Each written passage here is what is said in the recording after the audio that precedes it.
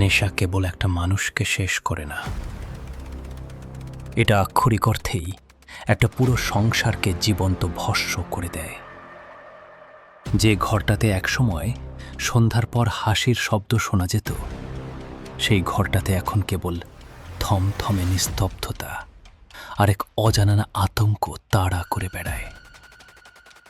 ছেলেটা যখন ঘরের ভেতরের ছোট ছোট জিনিস সরাতে শুরু করে, মায়ের শেষ সম্বলটুকু, বাবার পকেটের টাকা কিংবা ঘরের খুচরো জিনিসপত্র, তখন সেই পরিবারের ভালোবাসা আর বিশ্বাসের জায়গায় জমা হতে থাকে তীব্র অবিশ্বাস।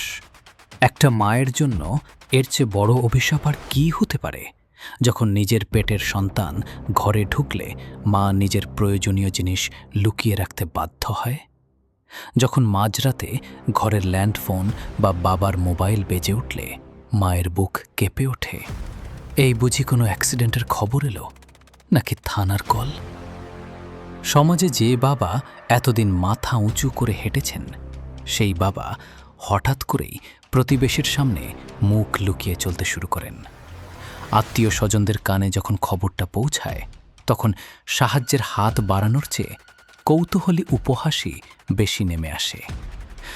টাকা শেষ হয়, সঞ্চয় শেষ হয়, সামাজিক সম্মান শেষ হয়, আর পরিশেষে শেষ হয়ে যায় পুরো পরিবারটার বেঁচে থাকার ইচ্ছাটুকু। একসময় যে পরিবার ছেলেটাকে নিয়ে বড় বড় স্বপ্ন দেখত, একটা সময় পর তাদের মুখে একটাই আকুতি জমে থাকে: এই নরক যন্ত্রণা আর সহ্য হয় না। একটা ভুল সিদ্ধান্ত কিভাবে একটা হাসি খুশি সংসারকে ভেতরে ভেতরে ধূলিসাৎ করে দেয়, তা বাইরের মানুষ কখনো টের পায় না। কিন্তু ধ্বংসের তো কেবল শুরু।